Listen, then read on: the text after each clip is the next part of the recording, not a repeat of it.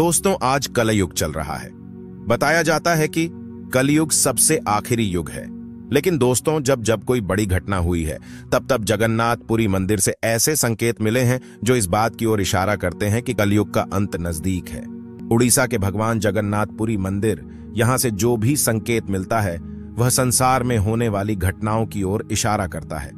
तो चलिए जानते हैं जगन्नाथपुरी से आने वाली वह कौन से संकेत है जो विनाश की तरफ इशारा कर रहे हैं। दोस्तों, पिछले कई सालों में जगन्नाथपुरी मंदिर से लगातार कई तरह के संकेत मिल रहे हैं और इसके बारे में भविष्य मलिका में पहले ही लिखा हुआ है।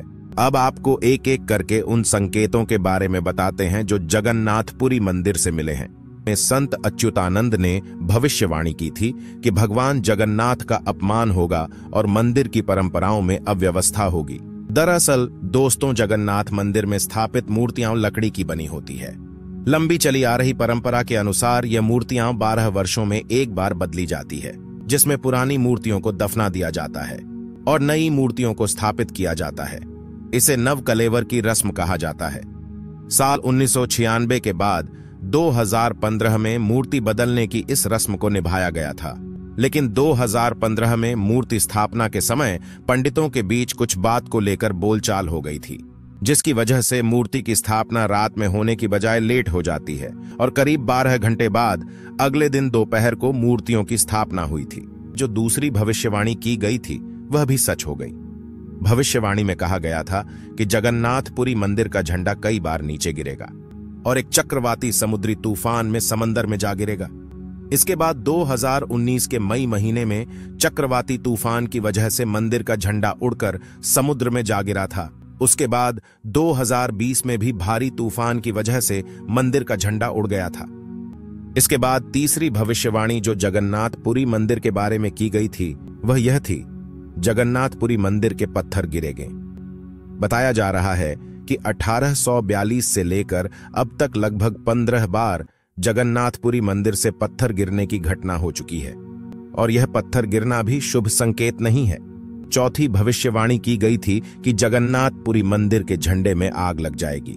19 मार्च 2020 को पापनाशक एकादशी के मौके पर झंडे में आग लग गई थी। पांचवी भविष्यवाणी इससे भी ज्यादा हैरान कर देने वाली है।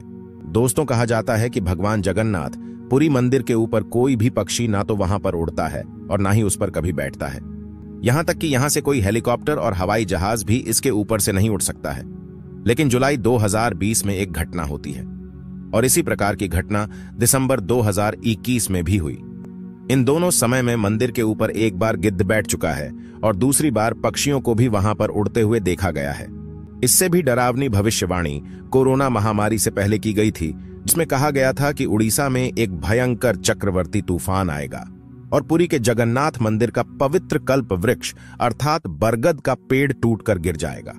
और बिल्कुल वैसा ही हुआ और मई 2019 में समुद्र में एक चक्रवाती तूफान आया था, जिसकी वजह से पवित्र कल्प वृक्ष टूटकर नीचे गिर गया था। और उसी साल कोरोना महामारी ने जो तांडव मचाया था वह पूरी दुनिया ने देखा था। भविष्य मालिका के हिसाब से कलयुग का अंत 3 चरणों में होगा। पहला कलयुग, कलयुग का अंत, दूसरा महाविनाश और फिर आएगा नया युग। भविष्य मालिका में सबसे बड़ी भविष्यवाणी तीसरे विश्व युद्ध को लेकर की गई है।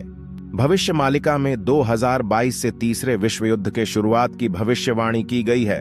जैसा कि आप जानते ही होंगे, रूस और यूक्रेन के बीच का युद्ध अभी भी जारी है और हाल ही में इजराइल और हमास के बीच युद्ध जारी है। भविष्यवाणी के मुताबिक साल 2022 में विश्व युद्ध की नींव रखने के बाद 2025 में भीषण युद्ध में तब्दील हो जाएगी। इंसानियत केवल नाम की रह जाएगी और हंसती खेलती धरती आज तक की भीषण त्रासदी देखेगी।